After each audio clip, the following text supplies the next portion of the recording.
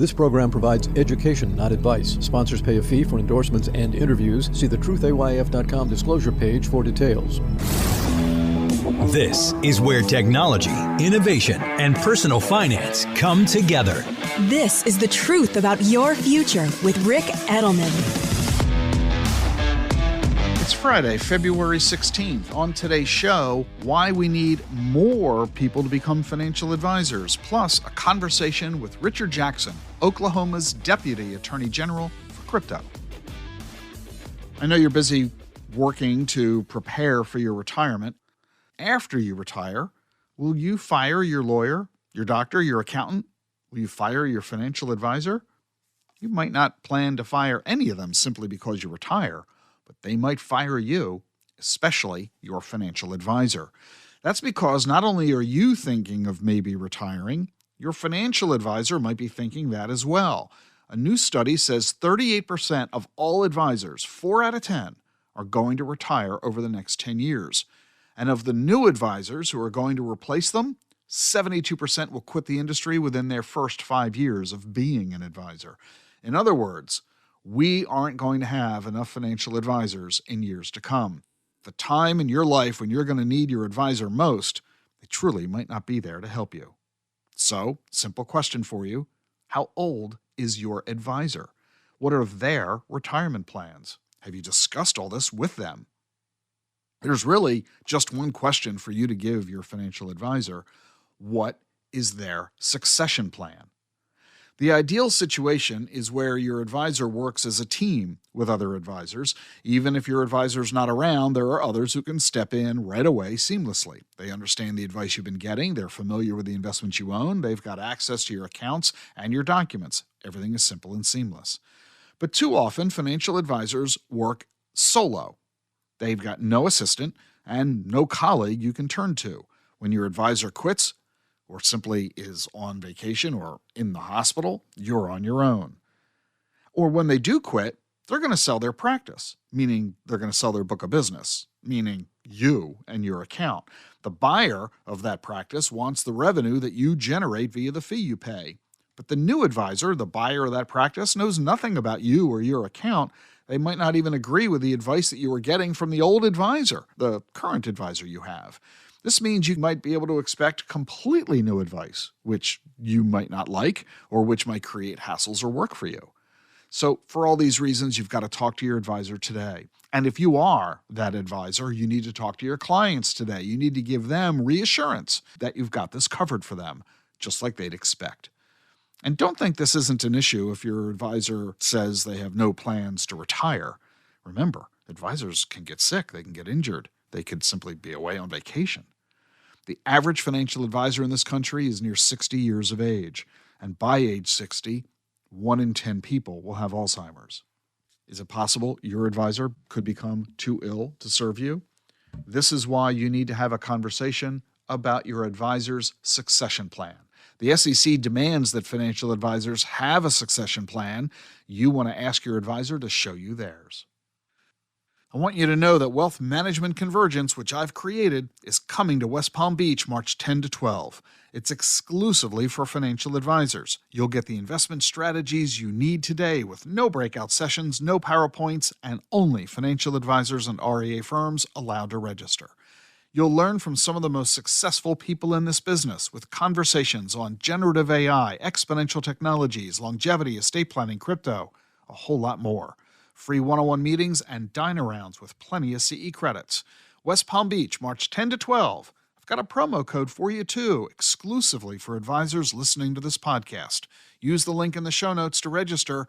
Discount code WMC2024. You'll save $100, and I'll see you there. Coming up next, Richard Jackson, the Deputy Attorney General of Oklahoma for cybersecurity, technology, and digital assets. Stay with us. Support for Rick Edelman's podcast comes from Invesco QQQ. Meet Henry, an everyday person who enjoys reading science fiction, keeping in shape at the gym, and spending time with family. He also participates in progress by investing in a fund that supports innovative ideas. Invesco QQQ ETF allows you access to innovators of the NASDAQ 100, so you don't have to be a rocket scientist to help push progress forward. Anyone can become an agent of innovation. Learn more at Invesco.com/QQQ. There are risks when investing in ETFs, including possible loss of money. ETFs' risks are similar to those of stocks. Investments in the tech sector are subject to greater risk and more volatility than more diversified investments. The NASDAQ 100 Index comprises the 100 largest non-financial companies on the NASDAQ. You can't invest directly into an index. Before investing, carefully read and consider fund investment objectives, risks, charges, expenses, and more in prospectus at Invesco.com. Invesco Distributors, Inc.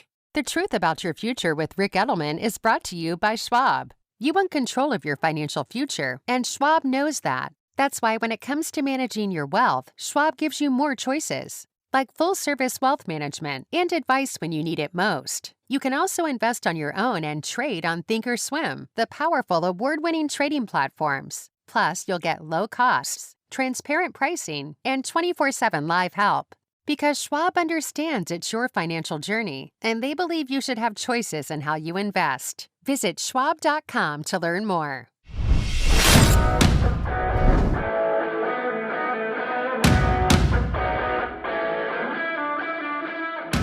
You're listening to The Truth About Your Future. I'm Rick Edelman.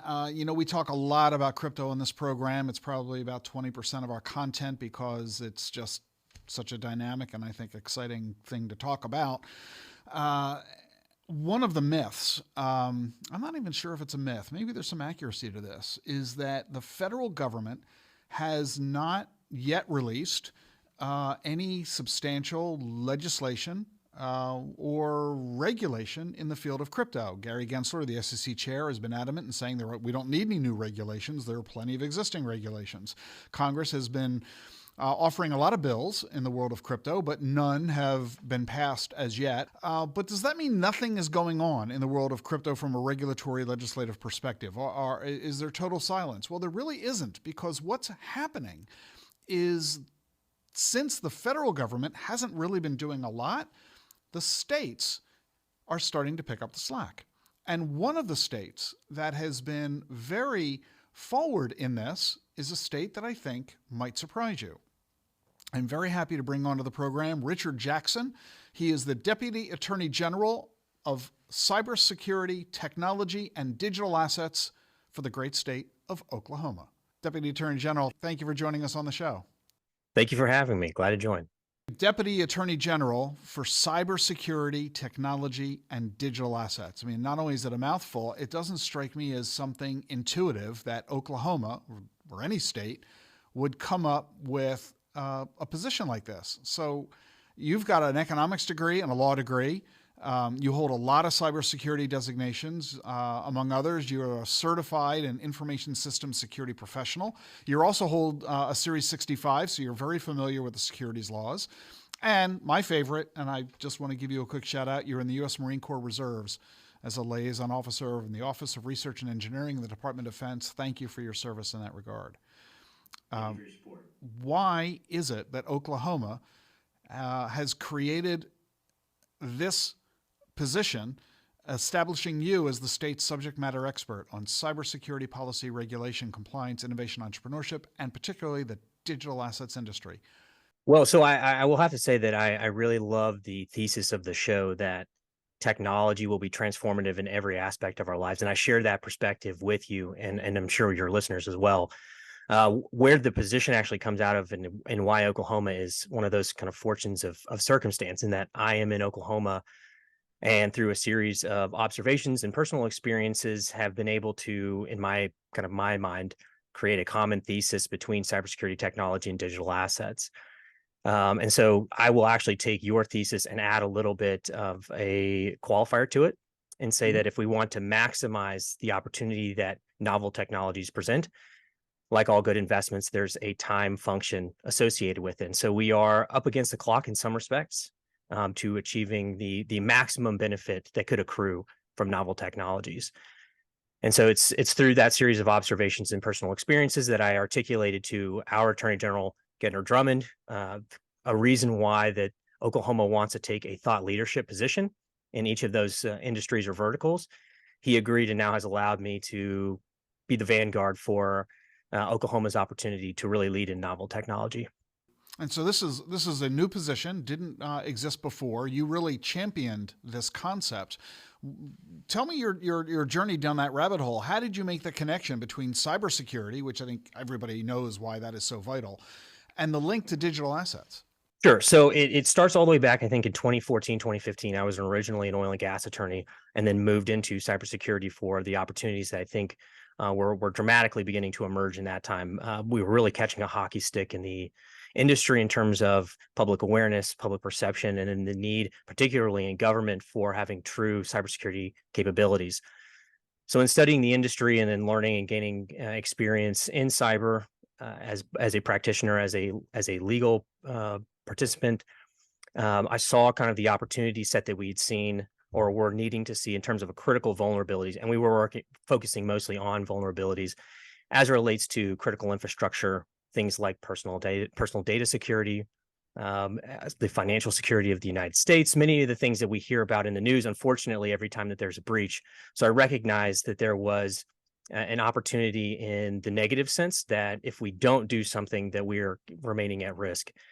Couple that with some experience that I had in the military space, where I was effectively a fly on the wall for very high level discussions around what the Department of Defense and specifically the Marine Corps needed to do in the context of great power competition to adjust the way that we were thinking about the threats to national security and the transition from focusing on non-state terrorism to what is now, I think, in the news quite frequently, the reemergence of great power competition, namely potential threats between the United States and Russia and China. And so seeing kind of what had happened there from the military perspective, what I'd seen in cybersecurity, and then also my first foray into digital assets was in 2016. I read the white paper, had seen a lot of publications, a lot of blogs, a lot of podcasts, including yours, on the opportunity set that existed, and I saw a confluence between them in a novel concept of the competitive advantage that the United States could gain in shifting towards a digitally oriented future. And so a lot of the things that you speak to about the opportunity that we as individuals can gain in understanding and embracing digital assets, I saw as part of a confluence of ideas around strategic computational advantage. And I'll get into that more. But a strategic computational advantage for the United States to really reemerge in the 21st century in the same way that we did in the 1940s and 1950s, leveraging what was then novel technologies, again, here in the current state of affairs in the U.S. A distinct computational advantage. So if you can visualize in your mind a almost like a Venn diagram, where in one circle we have what you and I would call information or data. It's an abstract concept, but we put it there so that we can understand it. And then, if you will, in the other circle of the Venn diagram, think of the physical domains. And I'll use the word domain in the sense that the military thinks of it, meaning just a distinct area of operation. So land, sea, air, space, those are the physical domains.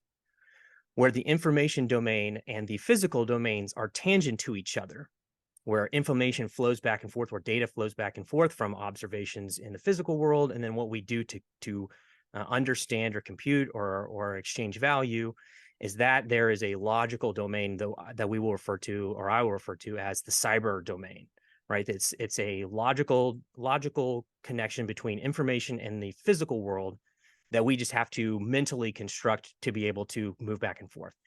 And so when we talk about things like national security or the opportunity set for the state or for U.S. citizens, it really is kind of at that estuary where what is happening around us, we're taking data, we're gathering data, and whether that's be something that we perceive or we read, we hear a lot about misinformation, whether that's things like the sensors that we exist or coexist with all the time now. So think self-driving cars, artificial intelligence, or machine learning, or even things like into the military space where you talk about weapon systems and things like that, is how do we preserve the sanctity, for lack of a better word, of the information and data that's flowing back and forth between what we consume, what we understand, and what we process. And so if you look at it in those terms of constructs, strategic computational advantage is preserving an advantage in those spaces. So are we making sure that our data is safe? Are we making sure that when we execute a computation, 2 + 2, that the result is 4? Obviously, that's a very simple example, but when you start talking about things like health information or financial information or critical infrastructure like the operation of a nuclear power facility, it's very important that 2 + 2 actually do equal 4. And so as we move back and forth, and again even into the disinformation concept, is that how do we make sure that the information that we're consuming and processing is the truth, or is realistic, or is an accurate representation of the observations that we're making? And we start to see that that's kind of where, when we talk about novel and emerging technologies, that's kind of where the future space is headed. We're talking with Richard Jackson, the Deputy Attorney General of Oklahoma for cybersecurity, technology, and digital assets. This is pretty profound content that you're describing, but why Oklahoma? That doesn't seem to be germane to Oklahoma. What you're describing is really national policy issues, global policy issues for that matter. I can appreciate why you're interested in this and focused on it, and you go to the Attorney General of Oklahoma and say, hey, we need to create a focus on this. You need to create a Deputy Attorney General to focus on this, and that person needs to be me. Why would the Attorney General of Oklahoma say, you're absolutely right, let's do it? As opposed to saying that's for the Justice Department in Washington, or there are 49 other AGs out there, leave it to them. Why Oklahoma?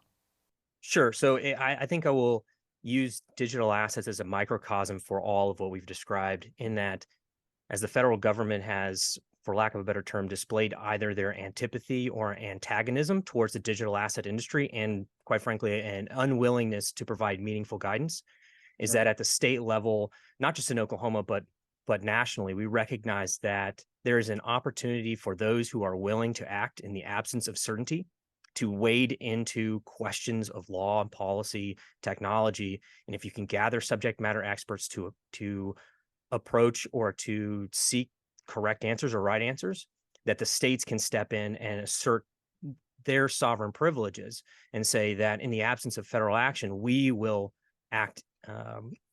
We are willing to act when you are not. And so digital assets is perhaps the easiest example to show why this is not the case. And in technology and cybersecurity, it really is that the problem set is so large that our federal partners are willing to work with whomever is willing to engage in the problem set.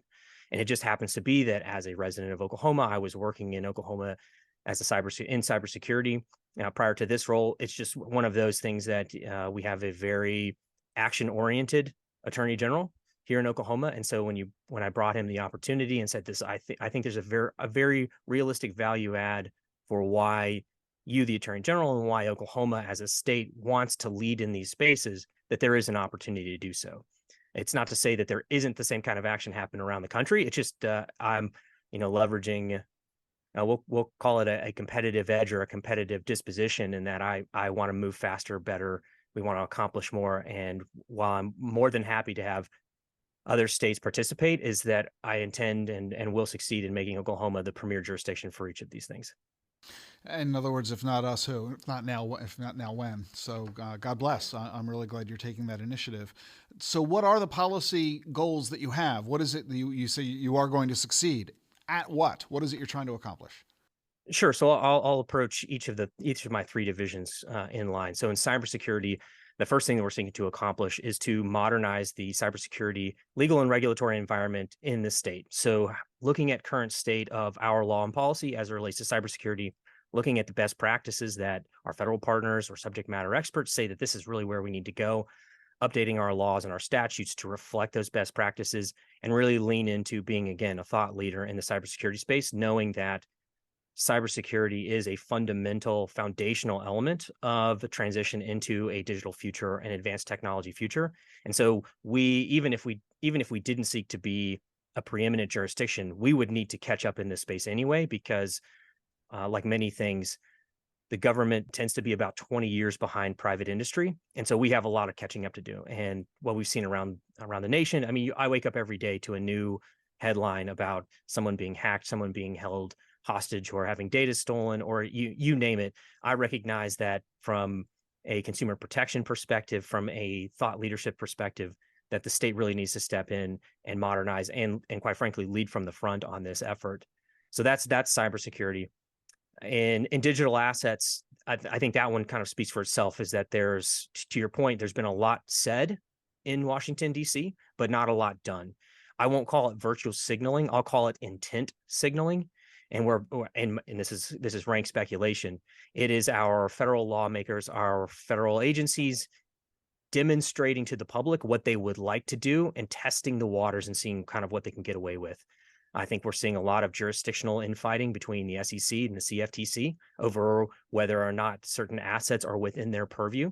And we've seen that even just in the definition of Bitcoin or Ethereum as commodity or security. You ask one agency and they will tell you one thing. You ask another, they will tell you a different thing. It's kind of like the joke, if you ask 10 economists for predictions of the future, you'll get 11 answers. And so we're seeing the same thing out of the federal government. And while many of the proposed pieces of legislation, I think, are valuable in terms of the opportunity to review what is being discussed in the halls of Washington, I think it's very realistic to say that we won't see meaningful legislation passed probably before the next election. And so there's a window of regulatory arbitrage, for lack of a better term, for the states to act in that space. And so I recognize that we have an opportunity with the industry to signal that we are at least not enemies, and we want to work together and promote the industry in the United States. And if it's going to be in the U.S., why not Oklahoma? And so in technology, in the third space, is recognizing, again, kind of what we've seen in whether it's the CHIPS Act or the Inflation Reduction Act, the work in the SBIR, STTR space. A lot of innovation is being promoted by the Department of Defense, Department of Energy, recognizing that as we have spent the last 2 decades focused on non-state terrorism, that the reemergence or emergence of great power competition has demonstrated critical vulnerabilities in the technology space as it relates to national security. And so Oklahoma is a very pro-U.S., pro-military state. And so why not leverage our capabilities to help promote the increase of competitive advantage through a defense innovation industrial base? And so we look to promote that here in the state. And let's build on that theme for a moment. Most of what you've just said has been related to protection. Consumer protection, industrial business, corporate protection, cybersecurity and technology, et cetera. But you just made a reference to competitiveness, which is not a protection element. That is a growth element. That's a business-focused element, an economic development element. There are probably half a dozen states that come to mind that are overtly saying they want digital assets in their state. Florida, Texas, Colorado, Wyoming, in particular, have been very, very overt in their efforts to welcome the crypto community in, and the attitude that it produces a lot of high-paying green jobs. That is wonderful for economic development. Is Oklahoma joining that crowd? Does Oklahoma feel that you want to be a hub for the digital asset community? Yes, that's accurate. And I'd say not only do we want to be a hub, we want to be the single greatest hub. We want to be the premier jurisdiction for digital assets in the United States. And so recognizing, as you say, that there's a lot of effort around the United States, Texas, Florida, Colorado, Wyoming, I'll even add Ohio. We're actually in talks with many of those states as well, learning in effect what they have gone through and learning the lessons of their scars to try to be better. I think in some instances there's a better opportunity as a third mover advantage. So if you want to think about kind of the first strike or the first bite at the apple happened probably in California, a natural nexus to Silicon Valley. A lot of the companies in digital assets in the United States are based in the San Francisco area. So California, by virtue of proximity, had to learn this thing first. New York also with their bit license and their willingness to engage in regulatory intervention. I'll call that in the first tranche. And then you see kind of a second mover advantage as we became more familiar with the industry. Texas, Florida, Wyoming, South Dakota, Colorado, Ohio also moved into that space. And so now Oklahoma effectively joining the race on the third lap is learning the lessons of those first 2 tranches in and saying, how do we do things better? How do we do things right? How do we learn from the lessons of the past to accomplish outsized returns for our state? And yes, we want to move the digital asset industry to Oklahoma. We want to preserve it in the United States. We want to make sure that what is in effect, in my opinion, something akin to either the semiconductor or the internet of my age, just in the same way that those two technologies were incredibly transformative in the 30s, 40s, and 50s. We may be looking at the same type of technological revolution, but we have a federal government who's less than enthusiastic in whole. There are certainly individual lawmakers who are very receptive to digital assets, but I think we are getting lost in the details of very particulars and not seeing a 25, 50, 100-year vision of where digital assets could take us. And so, again, finding common theme between all the things that I've worked on is that I see that digital assets plays a role into the future, and we want to make sure that future takes place here in Oklahoma. Okay, so there are 50 states. Puerto Rico is also pretty heavily engaged in crypto, so call it 51. You have half a dozen states, as you've mentioned, that are already engaged to some degree. The first tranche, second tranche, as you referenced them. Along comes Oklahoma. You're now in competition with these other states for crypto companies to do business with, in your state as opposed to somebody else's state. So give me your sales pitch. What is the value proposition Oklahoma offers that I can't get elsewhere, or I don't get as good a deal elsewhere as I get it from Oklahoma? And I want to make sure to all my friends in Texas and Florida and around the country that I view it as cooperative competition, right? We are on a team collectively trying to make each other better.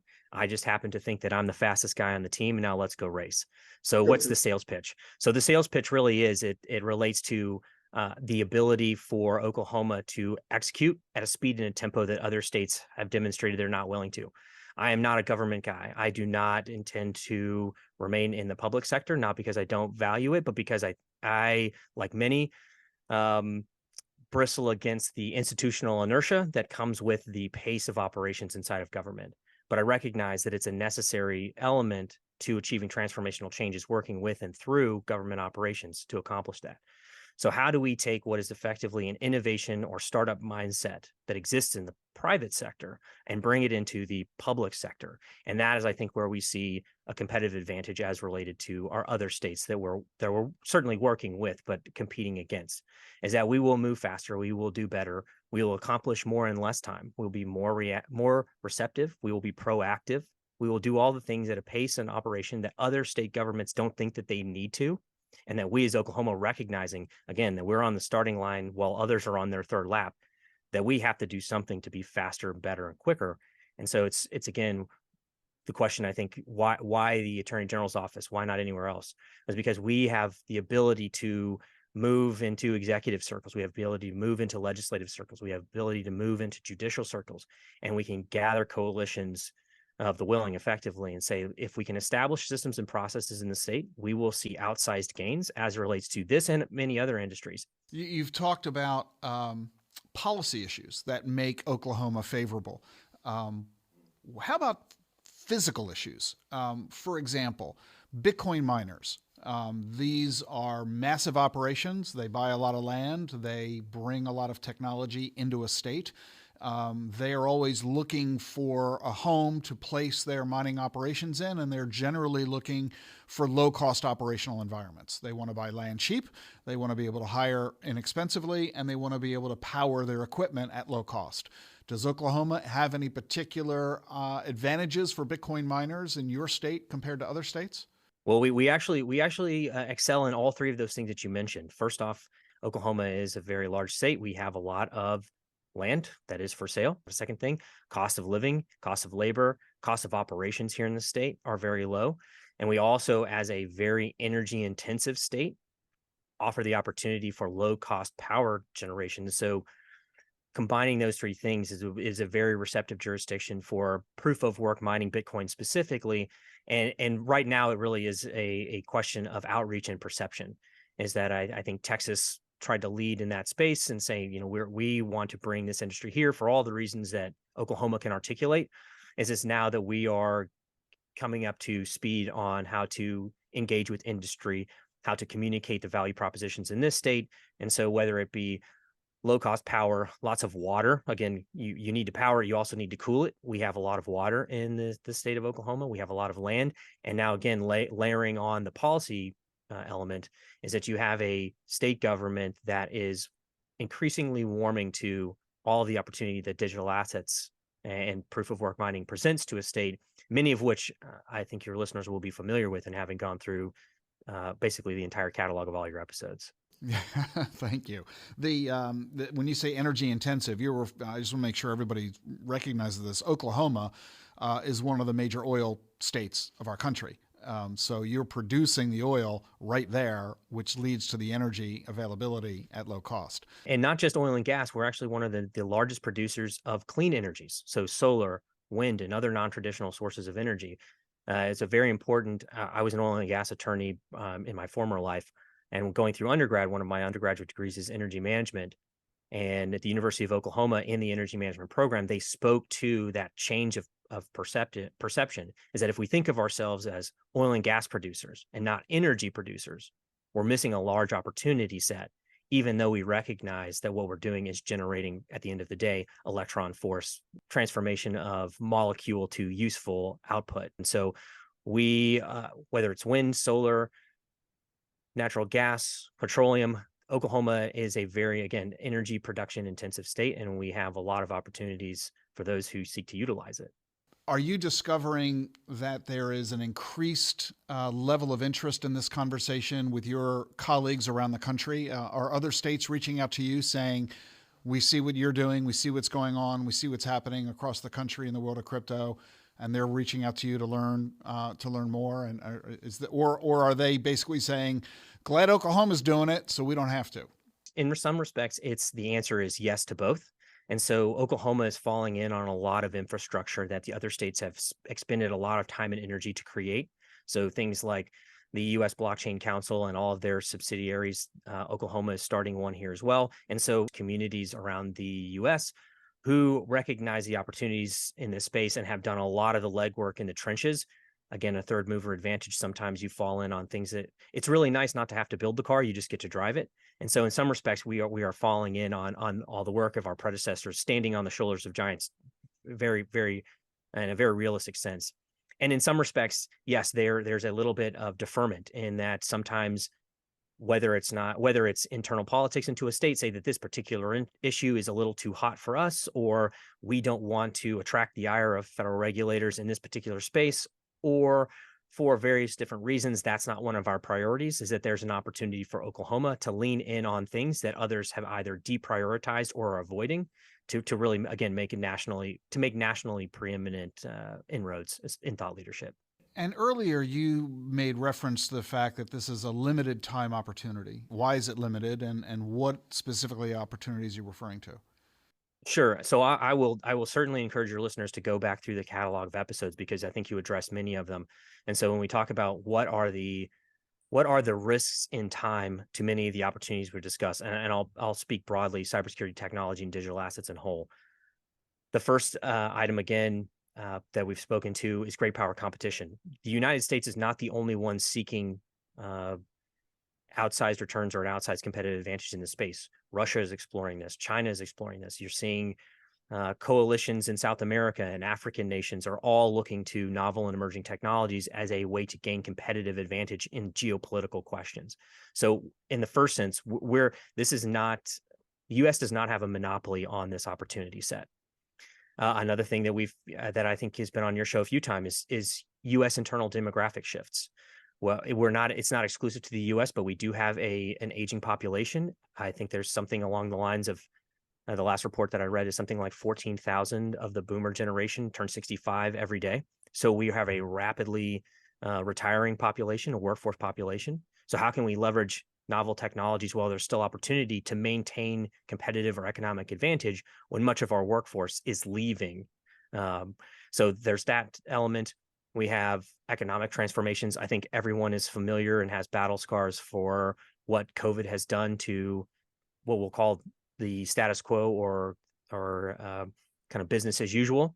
And so whether it's the work from home revolution, whether it's the opportunity in digitization, I think we're seeing all those opportunities to integrate artificial intelligence or automation into normal operations that we're struggling with.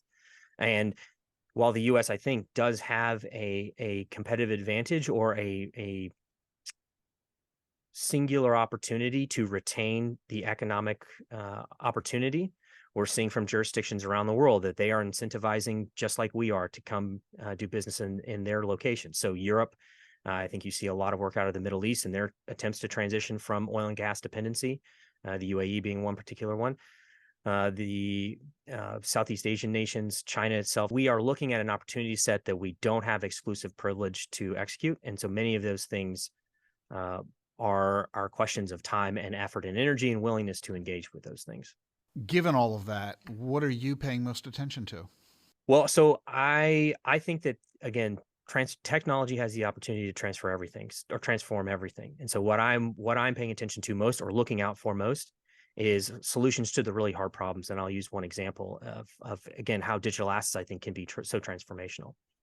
I worked for close to a decade as a cybersecurity professional. And a lot of the solutions to the problems that we saw always seemed to be, in effect, escalatory brinksmanship, right? I have a solution, a hacker or an attacker finds a novel or new way of attacking my system. I have to create a new solution to that problem. And we keep going back and forth, back and forth, and back and forth. Unfortunately, the economics of that engagement favor the attacker. I have to be right every single time. They only have to be right once. Their costs escalate in a linear fashion. Mine grow geometrically.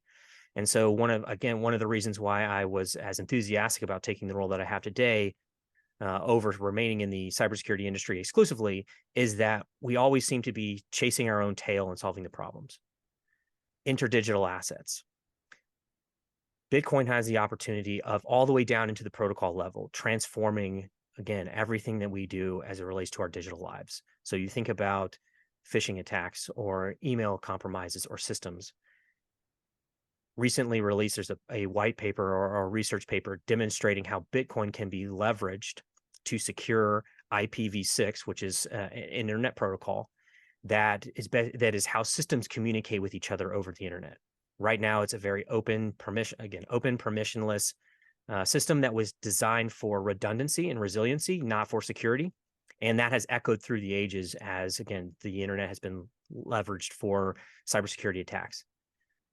Adding Bitcoin into that process or proof of work into that process, we are now changing the economics of cybersecurity.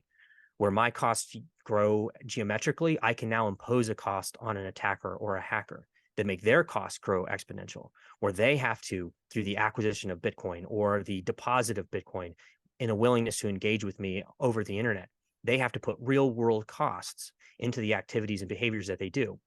So think about all of the spam email that you received. Imagine if it costs someone 1 cent or 2 cents to send an email. You and I, that might be cost of doing business. And over the course of a month, we may have a $15 or $20 bill.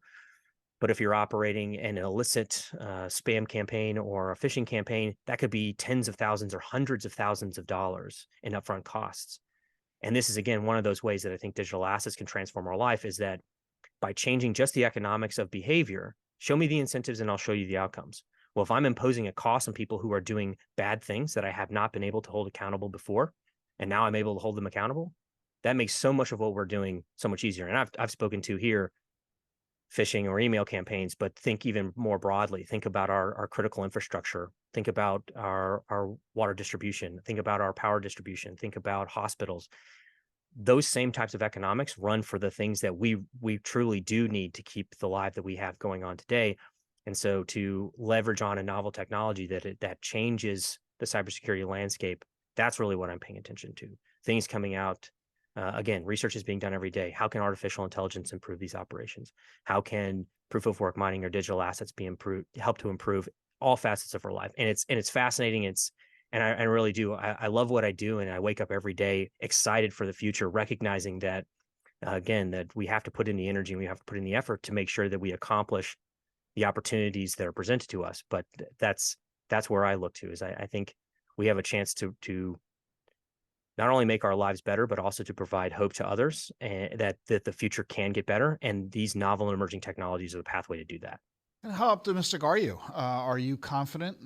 Fast forward into the future, 5 years, 10 years, 20 years. Are you optimistic for the future of crypto? I am optimistic in that I recognize that I'm not the only one working on this. And while we intend here in Oklahoma to be the best at it, is that more and more I am having conversations with people around the nation who recognize the opportunity, who recognize what is in front of us and being presented. And so it's to borrow the phrase again, coalitions of the willing who are making outreach, who are willing to educate, who are willing to engage, like yourself, with those who do not know or may be unsure or averse, or we just continue the conversations. And it's like many things, that the truth will out. And so Bitcoin as better money, that tends to win every time we hear about inflation projections or federal budgets or you name it. When we talk about cybersecurity, when we talk about better solutions, well, if you can't attack my system, guess what? The best solution will always win. And so while I recognize that there are some headwinds, and unfortunately they are coming from the federal government sometimes, is that I recognize that we do have people who are willing to engage with those lawmakers to change the perception, change the conversation, and drive innovation forward in the U.S. Well, with folks like you behind this, my optimism level goes up. So I wish you the very best. The work that you're doing, it's going to be of tangible benefit to ordinary American citizens as well as our national economy. That is Richard Jackson. He is the Deputy Attorney General in Oklahoma for cybersecurity, technology, and digital assets. You can follow him on X, Rick Jackson OK, and his email address, richard.jackson@oag.ok.gov, is in the show notes. He's happy to hear from you, so feel free to reach out. There are also other programs that we have done on this podcast, as the Deputy Attorney General has mentioned. We've got links to several of those shows in the show notes as well, if you'd like to listen to further content that you may have missed on the topic of cybersecurity, crypto, and national defense. Deputy Attorney General Richard Jackson, thank you for joining us on the show today. Thanks for having me. Thanks for the time. We're off Monday to celebrate President's Day. Coming up on Tuesday's podcast, what can happen to your investments when you get Alzheimer's? It ain't pretty. How should you think about Bitcoin? Turn to a specialist. For 6 years, Bitwise has been helping investors access crypto. Bitwise manages the world's largest crypto index fund. They also offer 6 crypto ETFs. You get cutting-edge insights, expert Bitcoin research, and a nationwide team to help. Bitwise helps investors and advisors navigate crypto with confidence. Partner with a specialist. Look for ETFs backed by Bitwise. BitwiseInvestments.com. Carefully consider the extreme risks associated with crypto before investing. Support for Rick Edelman's podcast comes from Invesco QQQ. What do all the greatest innovations have in common? Agents, people who participate in progress by supporting cutting-edge ideas. Invesco QQQ is a fund that allows you access to innovators of the NASDAQ 100 all-in-one fund, so you don't have to be an inventor to help create what's next to come. Anyone can become an agent of innovation with Invesco QQQ. Learn more at Invesco.com/QQQ. There are risks when investing in ETFs, including possible loss of money. ETFs' risks are similar to those of stocks. Investments in the tech sector are subject to greater risk and more volatility than more diversified investments. The NASDAQ 100 Index comprises the 100 largest non-financial companies on the NASDAQ. You can't invest directly into an index. Before investing, carefully read and consider fund investment objectives, risks, charges, expenses, and more in prospectus at Invesco.com. Invesco Distributors, Inc. Demystifying digital assets, putting crypto in context, and getting you ready for what's next. This is the truth about your future with Rick Edelman.